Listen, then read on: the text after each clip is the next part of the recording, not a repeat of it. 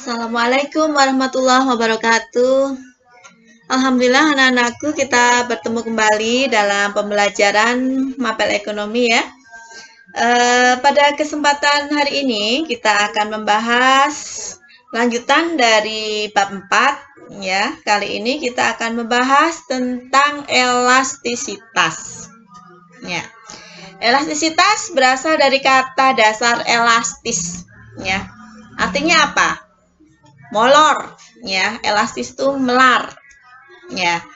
Dalam elastisitas itu juga terdapat di dalam permintaan dan penawaran, sehingga dikenal ada elastisitas permintaan dan elastisitas penawaran. Nah, apa itu elastisitas permintaan? Elastisitas permintaan adalah sebuah ukuran yang membandingkan seberapa besar pengaruh ya permintaan itu terhadap perubahan harga. Jadi bila ada perubahan harga, itu seberapa pengaruhnya terhadap permintaan ya. Apakah pengaruhnya dikit atau banyak? Nah, itu kalau pengaruhnya banyak itu namanya elastis ya. Kalau pengaruhnya dikit, nah itu namanya inelastis. In artinya tidak. Jadi inelastis, tidak elastis ya. Nah, untuk menentukan elastis atau inelastis itu kita harus menghitung terlebih dahulu koefisien elastisitasnya ya. Diukur derajatnya. Nah, itu nanti setelah ketemu koefisien elastisitasnya, maka kita bisa menentukan jenis elastisitasnya, apakah termasuk permintaan elastis, ataukah permintaan inelastis, atau permintaan elastis uniter, atau permintaan elastis sempurna, atau permintaan inelastis sempurna. Nah, mengapa ada elastisitas permintaan ya? Itu karena ada faktor-faktor yang mempengaruhinya ya. Di antaranya adalah disebabkan karena faktor ketersediaan barang substitusi atau barang pengganti ya. Kalau barang penggantinya jumlahnya lebih banyak ya, itu biasanya pengaruh terhadap pengaruh perubahan harga terhadap elastisitas itu juga sangat molor, sangat elastis. Nah, yang kedua, proporsi pendapatan yang dibelanjakan untuk sebuah barang ya. Masyarakat di dalam membelanjakan penghasilannya itu sebagian besar dimanfaatkan untuk belanja jenis barang yang mana, itu mempengaruhi jenis elastisitas sebuah barang ya. Apabila dianggap barang itu tidak terlalu penting, maka seberapapun harganya naik turunnya itu juga tidak akan terlalu berpengaruh terhadap permintaan masyarakat, sehingga biasanya barang seperti ini bersifat inelastis ya, inelastis. Nah, itu. Yang ketiga, disebabkan karena kategori barang, apakah termasuk barang pokok atau barang mewah. Nah, itu. Kalau barang pokok, harga berapapun tetap akan dibeli karena kebutuhan pokok. Nah, itu ya.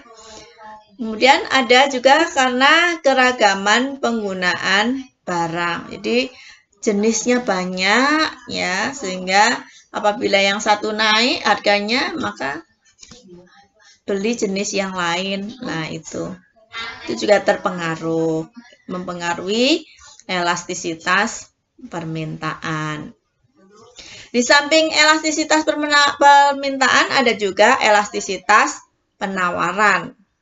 Hampir sama ya pengertiannya, yaitu sebuah perbandingan ya, seberapa besar derajat kepekaan permintaan sebuah barang itu apabila terjadi perubahan harga ya.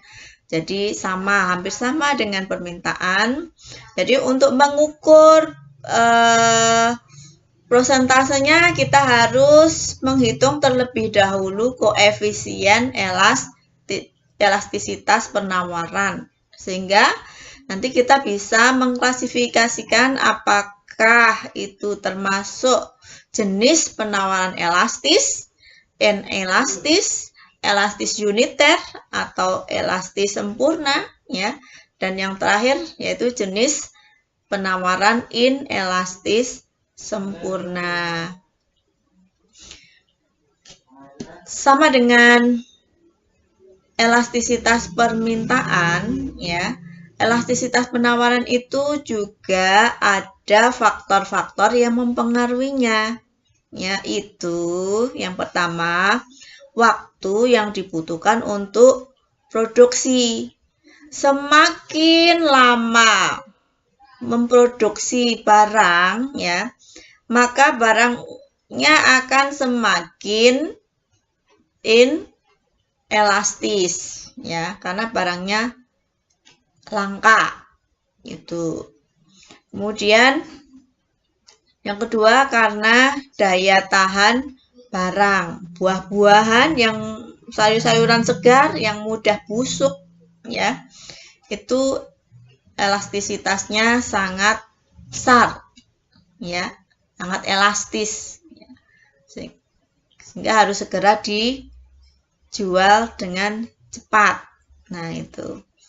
Kemudian mobilitas faktor produksi. Mobilitas faktor produksi itu apa? Yaitu contohnya adalah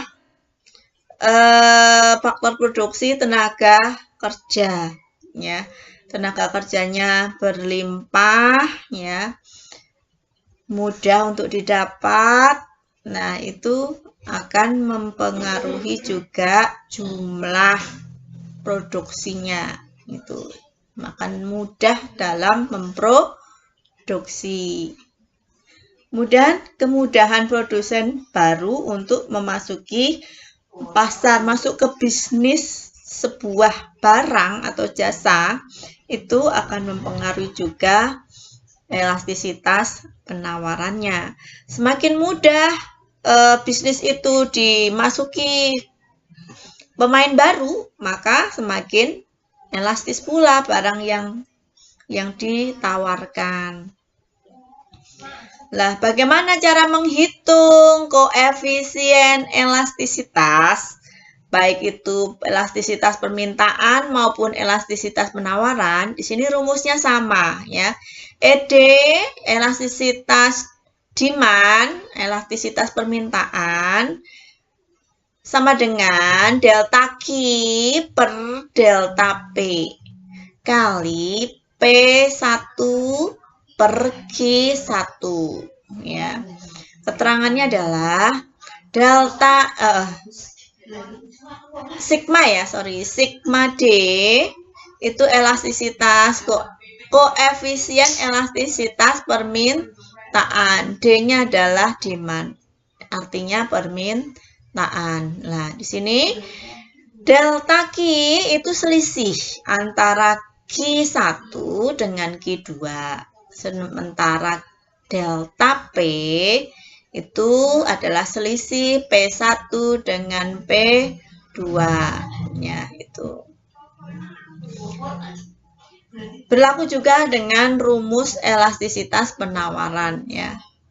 Sigma S itu S-nya adalah supply, artinya penawaran.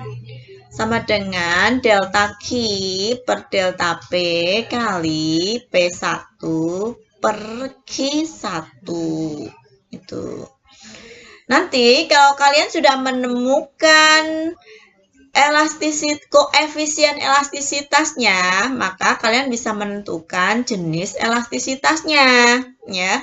Apabila koefisien elastisitasnya lebih besar dari 1, itu disebut permintaan elastis, ya.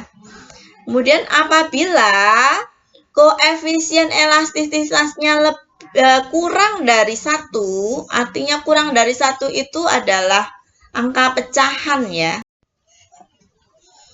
Ya, artinya kurang dari 1 itu bukan min 1, bukan min 2, bukan min 3 ya. Di dalam perhitungan koefisien elastisitas itu tanda minusnya tolong diabaikan ya.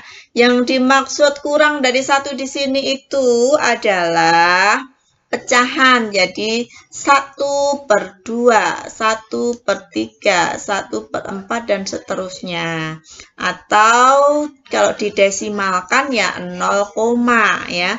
0,1, 0,12, 0,3 ya. Ya, seperti itu. Itu namanya kurang dari 1. Ya. Kalau koefisien elastisitas yang kalian hitung itu ketemunya kurang dari 1, maka disebut permintaan inelastis ya. Dan apabila koefisien elastisitasnya kalian menghitung kok ketemu sama dengan 1, ya itu berarti disebut permintaan elastis uniter. Sedangkan kalau koefisien elastisitasnya tak terdefinisi ya, tak terhingga, itu berarti disebut permintaan elastis sempurna. Dan apabila koefisien elastisitasnya sama dengan 0, itu disebut permintaan elastis sempurna. Nah,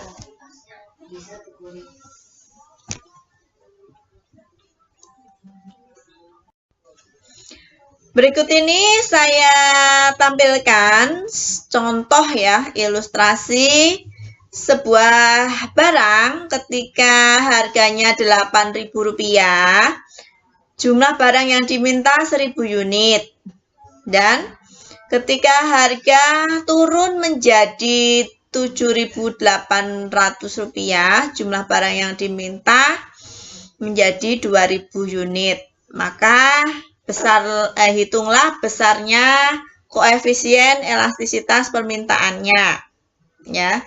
Di sini kalian identifikasi dulu, diketahui P1, P mula-mulanya adalah 8.000. Sedangkan P2 yaitu P setelah terjadi perubahan harga itu 7.800, sehingga delta P-nya ketemu ya, kalian bandingkan selisih antara P1 dengan P2-nya adalah 200. Lanjut, Q1, Q mula-mula jumlah barang yang diminta adalah 1000. Dan setelah terjadi perubahan harga menjadi 2000, Q2-nya. Dengan demikian, delta Q-nya adalah selisih antara Q1 dan Q2, yaitu 1000. Ya, silahkan dimasukkan ke dalam rumus ya, elastisitas koefisiennya, rumusnya sigma D sama dengan delta Q per delta P kali P1 per Q1 ya. Bagaimana? Delta Q-nya adalah 1000. Delta P-nya 200 ya, 1000 per 200 kali P1 per Q1, 8.000 per 1000. Sehingga ketemu elastisitas permintaannya adalah 40. Nah, angka 40 ini adalah koefisien elastisitas permintaan, ya kan? Nah, ini berarti termasuk jenis permintaan yang elastis.